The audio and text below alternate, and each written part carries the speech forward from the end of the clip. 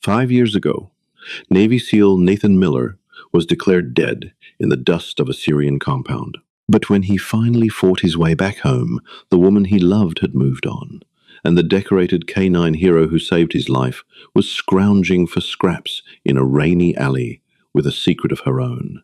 The rain was coming down in sheets when the cab pulled up to the familiar address on Elm Street in San Diego. Nathan Miller stepped out onto the wet pavement.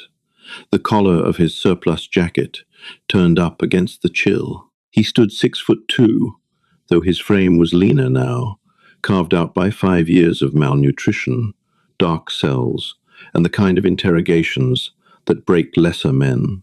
To the United States Navy, Chief Petty Officer Nathan Miller was a ghost. Officially, he had been killed in action during a catastrophic raid near the Iraqi-Syrian border. The military had held a closed-casket funeral. They had folded the flag. They had played taps, but Nathan had survived, captured, hidden in a subterranean black site, and eventually freed during a covert Allied sweep just 3 months ago. He had spent weeks in a German hospital relearning how to be a human being. The government had debriefed him, offered him back pay, and arranged his quiet return. Yet, as he stared at the house he had bought 6 years ago, the only thing keeping his shattered soul together was the thought of two beings: his fiancée, Jessica Brennan, and his canine partner, Valkyrie. Valkyrie, a purebred German shepherd trained in explosive detection and tactical takedowns, was a legend in the SEAL teams. During that doomed raid 5 years ago, it was Valkyrie who had dragged a bleeding, unconscious Nathan behind a concrete barrier, taking a piece of shrapnel to her own hind leg in the process. She had been medevaced out while Nathan's unit was overrun. Because of her injuries, Valkyrie was given a medical discharge.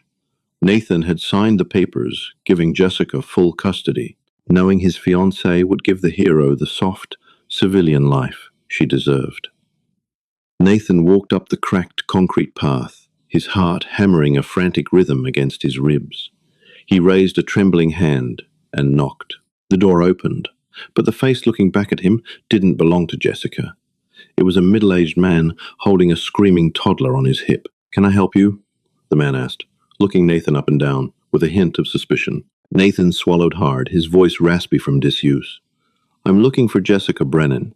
She used to live here." "Brennan? Oh, the woman who sold us the house," the man said, shifting the toddler. "That was 4 years ago, buddy, right after she got married. We don't have a forwarding address. Sorry." The door clicked shut. Nathan stood on the porch, the rain soaking through his jacket, feeling a coldness that had nothing to do with the weather. Married. 4 years ago. That meant she had moved on scarcely a year after he was presumed dead. He couldn't entirely blame her. He had been a ghost, a casualty of war, but the realization still hit him like a physical blow to the chest.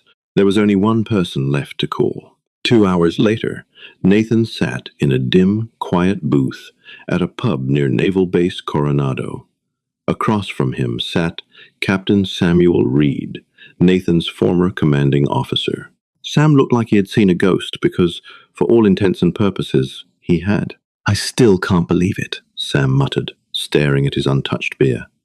"We combed that entire grid, Nate. There was so much blood.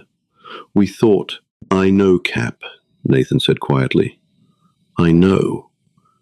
"You need time to adjust," Sam said, leaning forward. "The Navy has psychologists, specialists. You don't have to navigate this alone." "I don't need a shrink right now," Nathan replied, his eyes narrowing with a singular burning focus. "I need my dog. If Jessica is married and moved on, fine. That's the reality of war. But Valkyrie is mine. Where is she?"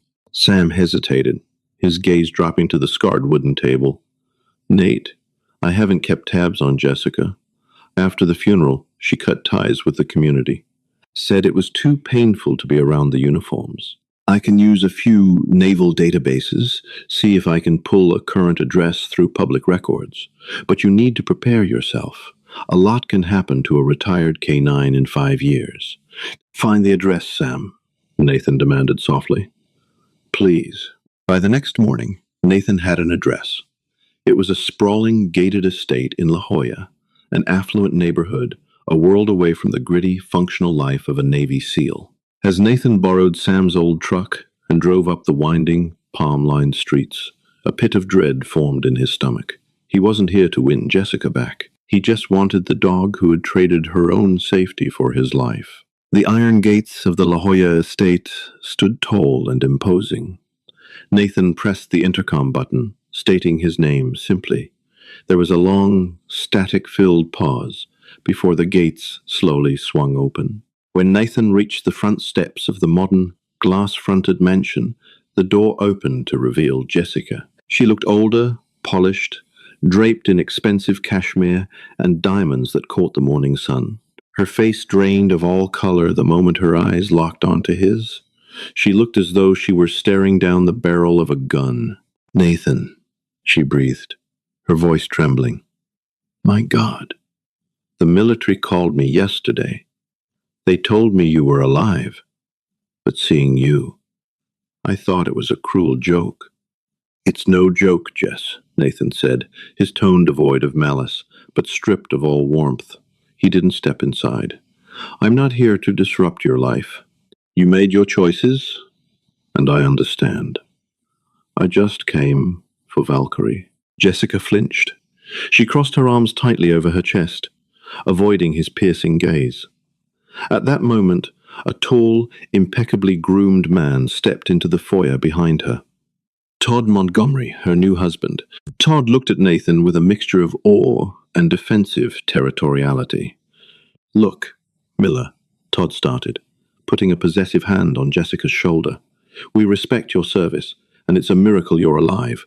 But where is my dog?" Nathan interrupted, his voice dropping an octave, slipping into the commanding tone he used in combat.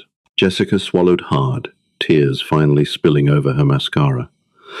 "Nathan, she's gone. I'm so sorry." Nathan's heart stopped. "Dead?"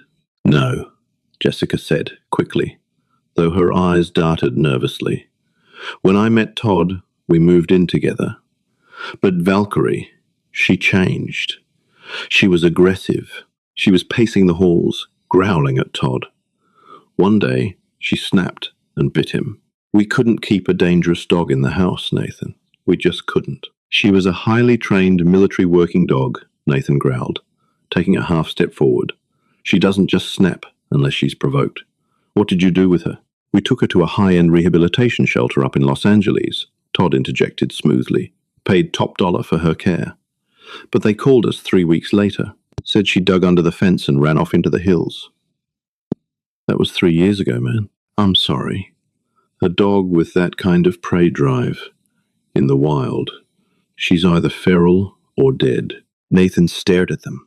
Every instinct honed by years of warfare and survival told him they were lying, or at least omitting the darkest parts of the truth.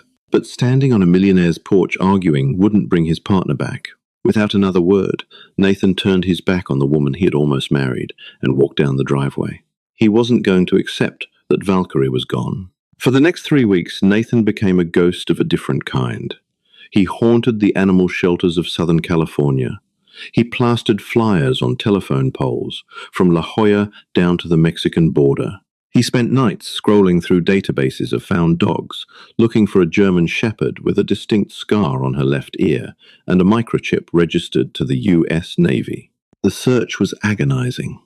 Every time he saw a stray shepherd, his heart would leap, only to crash when he realized the dog didn't have Valkyrie's intelligent amber eyes. His sleep was plagued by nightmares, not of the Syrian black site, but of Valkyrie running through busy traffic, scared, abandoned, and wondering why her handler had never come back for her. Then, on a gloomy Tuesday afternoon, a breakthrough came from the most unlikely source. Nathan was sitting at a rundown diner just off Highway 8 inches, El Cajon, nursing a black coffee and staring blankly at a stack of missing posters. The waitress, a tough-looking woman named Brenda, with a kind smile, was wiping down the counter. She paused, eyeing the flyer in front of Nathan. "You looking for that dog?" Brenda asked, tapping the glossy paper. "Yeah," Nathan said, barely looking up. "She's been missing a long time. Probably a long shot." Brenda squinted at the photo of Valkyrie in her tactical vest. "I don't know about the fancy vest, but there's a big German shepherd that hangs around the back alley here. Comes by almost every evening right before closing. Skittish thing. Looks like she's been to hell and back. Limps on her back right leg." Nathan froze. The back right leg. That was where Valkyrie had taken the shrapnel. "How long has she been coming around?" Nathan asked, his heart hammering against his ribs. "A few months, maybe?" "The cook tosses her meat scraps," Brenda said. "But here's the weird part. She never eats it here. She carefully picks it up in her mouth and runs off toward the old railyard. Every single time." Nathan left a $50 bill on the counter and bolted out the door. He parked his truck near the abandoned rail yard a mile down the road and proceeded on foot. The sky had opened up again, a cold, relentless California downpour turning the dirt paths into slick mud. Nathan moved with silent, practiced precision, his eyes scanning the rusted boxcars, overgrown weeds, and piles of discarded pallets. Hours ticked by. The sun dipped below the horizon, casting the rail yard in long, eerie shadows. Nathan was soaked to the bone, shivering, but he refused to leave. He found a spot under the rusted awning of an old warehouse that offered a clear view of the trails leading from the diner. Just past 9 p.m., movement caught his eye. A shadow detached itself from the gloom. It was a dog. She was gaunt, her ribs visible even through her thick, matted coat. She moved with a heavy, painful limp, favoring her right hind leg. In her jaws, she delicately carried half of a discarded hamburger bun and a piece of raw steak. Nathan's breath hitched. Even covered in mud, malnourished, and broken, he recognized the slope of her back. He recognized the nicked left ear. It was Valkyrie. Tears, hot and heavy, finally broke free from Nathan's eyes. He wanted to sprint to her, to throw his arms around her neck, but he knew the rules of dealing with a traumatized, potentially feral animal. If he rushed her, she would run. He stepped slowly out of the shadows and into the rain. Valkyrie stopped dead in her tracks, her ears pinned back, her hackles raised, a low warning growl rumbling in her throat. She didn't recognize him. To her, he was just a threat in the dark. Nathan sank slowly to one knee, ignoring the mud soaking through his jeans. He didn't raise his voice. He didn't make sudden movements. He simply looked at her, channeling all the love and grief of the last 5 years into a single word, her command word, the one only he ever used. "Odin," Nathan whispered. The growl died instantly.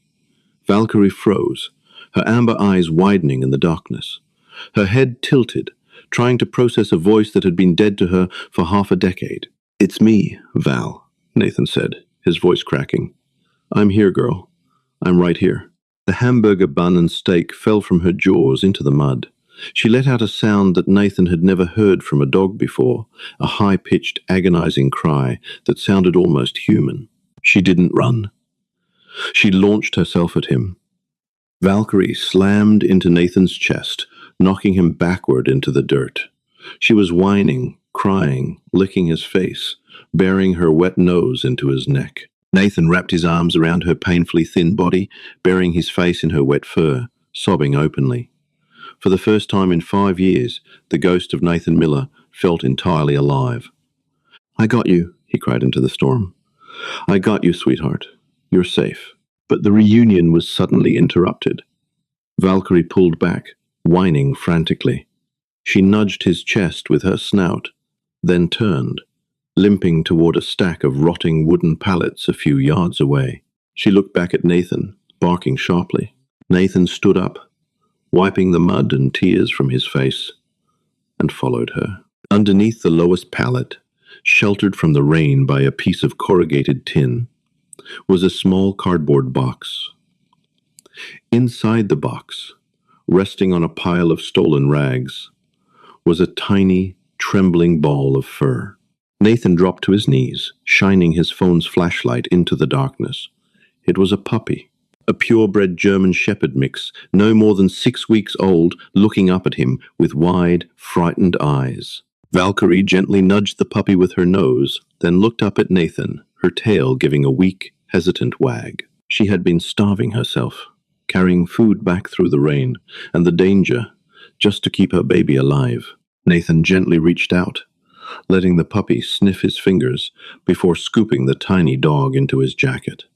He looked at Valkyrie, his jaw tightening with a fierce, protective rage. This wasn't just a dog that had run away from a shelter. This was a highly trained military asset that had been dumped, abandoned to breed and die in the streets, while Jessica and Todd lived in luxury. "Come on, Val," Nathan said, his voice hardening as he looked back toward the city lights. "We're going home, and then we're going to get some answers." The heater in the borrowed truck blasted hot air as Nathan drove through the torrential downpour, one hand firmly on the steering wheel, the other resting gently on Valkyrie's matted neck. The puppy, whom Nathan had silently named Ranger, was tucked safely inside his heavy jacket, fast asleep against the steady beat of his heart. Valkyrie lay across the passenger seat, her head resting on Nathan's thigh. Every few miles, she would look up, her amber eyes searching his face, as if terrified he might vanish again. Nathan bypassed the local veterinary clinics and headed straight for the Canyon Road Animal Hospital, a 2-4-hour emergency facility known to handle police and military K9S. The clinic was brightly lit and sterile.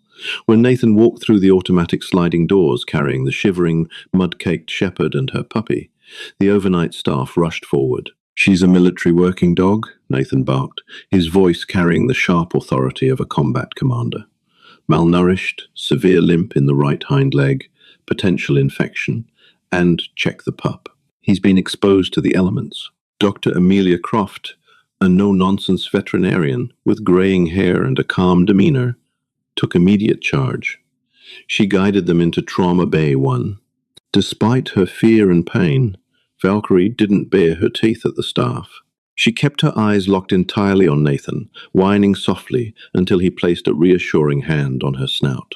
"She's severely underweight," Dr. Croft muttered, checking Valkyrie's gums and heart rate. "We're going to need fluids, a full blood panel, and x-rays on that leg. Let's get a microchip scan to access her medical history." A technician brought over the scanner and ran it along Valkyrie's shoulder blades.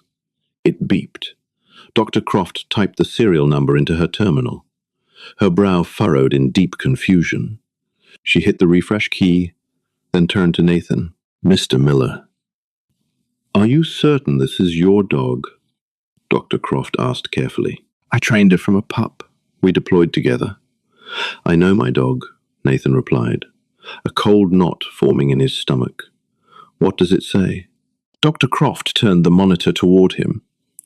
"According to the national database, this microchip belongs to a retired Navy K9 named Valkyrie. But the status was updated 3 years ago by a private clinic in Los Angeles. It says she was euthanized due to uncontrollable aggression." The words hung in the sterile air like mustard gas. "Euthanized." "Todd," Nathan whispered, his blood running cold. Jessica's new husband hadn't taken Valkyrie to a high-end rehabilitation shelter. He hadn't lost her to the wild. He had taken her to be killed. But looking at the living, breathing dog on the metal table, it was clear that whoever Todd had paid didn't finish the job. Nathan stepped out of the trauma bay and pulled out his phone. It was 3 a.m., but Captain Samuel Reed answered on the second ring. "Sam, I need a favor," Nathan said, his voice deadly quiet. "I need you to run a deep background check on a civilian veterinarian in Los Angeles, Dr. William Fowler. I need to know his associates, his financials, everything. And pull everything you can on Todd Montgomery." "Nate, what the hell is going on?" Sam asked, his sleep-heavy voice shifting instantly to high alert. "Montgomery tried to have my dog put down," Nathan growled. "But she's alive, and I need to know exactly what Fowler did with her." By sunrise, as Nathan sat vigil beside a sleeping IV-connected Valkyrie, Sam called back. The truth was far darker than a simple faked euthanasia. You were right, Nate, Sam said, his tone grim. Dr. William Fowler lost his license 2 years ago for illegal animal trafficking, but I checked Montgomery's financials from 3 years back. He didn't pay Fowler to euthanize her. He sold times her. He received a wire transfer of $5,000 from Fowler's clinic. He sold a decorated military asset? Fowler was a middleman, Sam continued. He funneled aggressive, high-drive dogs to an illegal backyard breeding and security operation out in the high desert, run by a guy named Donovan Briggs. Briggs breeds attack dogs for cartel compounds and illegal fighting rings. A purebred, tactically trained military shepherd? That's a goldmine for his breeding stock. Nathan looked through the glass window at Valkyrie. The pieces finally clicked into place. The missing years, the starvation, the puppy. She hadn't run away from a shelter. She had been held captive in a breeding compound. She had been abused, forced to litter, and had finally fought her way out, walking over 60 miles back to San Diego, scavenging in alleys just to keep her last surviving puppy alive. Where is Briggs? Nathan asked softly. Nate, let the police handle this, Sam warned. Give me the address, Sam. Donovan Briggs' compound was a sprawling, rusted junkyard in the Mojave Desert, surrounded by corrugated metal fencing and chain link topped with razor wire. The incessant, frantic barking of dozens of dogs echoed across the desolate landscape. Nathan didn't go alone. He wasn't a vigilante. He was a Navy SEAL. He knew how to utilize overwhelming force. Following Sam's coordination, Nathan arrived at the compound alongside 3 tactical units from the San Diego Sheriff's Department and federal agents from the USDA's Animal Care Division. When the authorities breached the gates, the scene was horrific. Dozens of dogs were chained to heavy truck axles, baking in the desert sun without clean water. Donovan Briggs, a heavily tattooed man with a violent temper, tried to run, but he didn't make it past the front gate before 2 deputies tackled him into the dirt. Nathan walked slowly through the compound, a profound rage simmering beneath his calm exterior. He found the enclosure where Valkyrie must have been kept, a reinforced concrete pen secured with a heavy padlock. The chain link at the bottom was mangled and chewed through, stained with dried blood. She had literally torn her way through steel wire to protect her unborn pup and escape. Briggs, Nathan said, crouching down next to the handcuffed man. Briggs glared at him, spitting blood into the dirt. 3 years ago, you bought a German Shepherd from Dr. Fowler, a Navy K9. I don't know what you're talking about, Briggs sneered. You're going to federal prison for animal fighting and trafficking, Nathan stated calmly. But dealing in stolen United States military property? That brings the feds down on you in a way you can't even imagine. Give me the paper trail on the man who sold her, and I'll make sure the prosecutor knows you cooperated. Briggs hesitated, looking at the federal agents swarming his property. Fowler gave me the intake forms. The guy who brought her in signed a waiver transferring ownership. His name was Montgomery. It's all in the safe in my trailer. That was all Nathan needed. 4 hours later, the affluent calm of the La Jolla estate was shattered by the wail of sirens. Jessica Montgomery stood frozen in her foyer, clutching a silk robe around her waist, as 2 San Diego police cruisers and an unmarked federal vehicle parked diagonally across her immaculate driveway. Todd marched out the front door, his face flushed red with indignation. What is the meaning of this? Do you have any idea who I am? Nathan stepped out of the unmarked car. He was wearing his navy dress blues. He looked immaculate, intimidating, and entirely unbreakable. Behind him walked 2 federal agents. Todd Montgomery, one of the agents said, stepping forward with a warrant in hand. You are under arrest for fraud, animal cruelty, and the illegal sale of stolen United States government property. Todd's face went chalk white. Stolen government property? That's insane. I haven't stolen anything. You sold my K9 partner, Nathan said, his voice cutting through the humid afternoon air like a knife. You signed a fraudulent transfer of ownership for a classified military asset, faked her death records, and sold her to a dogfighting ring for $5,000. Jessica gasped, her hands flying to her mouth. She looked at Todd, her eyes wide with horror. Todd, you told me she ran away. You swore to me. I did it to protect us, Todd stammered, backing away as the officers moved in with handcuffs. She was a menace. She bit me. I was just getting rid of a problem. She bit you because she's trained to read threats, Nathan said coldly. And she was right about you. As the police cuffed Todd and read him his rights, Jessica took a trembling step toward Nathan. Tears were streaming down her face, ruining her makeup. Nathan, I didn't know. I swear to God. I thought she ran away. I'm so sorry. Please. Nathan looked at the woman he had once planned to marry. The anger he expected to feel wasn't there. Instead, there was only a profound, hollow pity. You made your choice, Jess. I hope you can live with it, Nathan said. He didn't wait for her to reply. He turned on his heel, walked back to the car, and closed the door on his past forever. 2 months later, the morning sun broke over the peaks of the Colorado Rockies, casting a golden glow over the secluded log cabin. Nathan sat on the wooden porch, nursing a mug of black coffee. The crisp mountain air was entirely different from the damp gloom of his return. At his feet lay Valkyrie.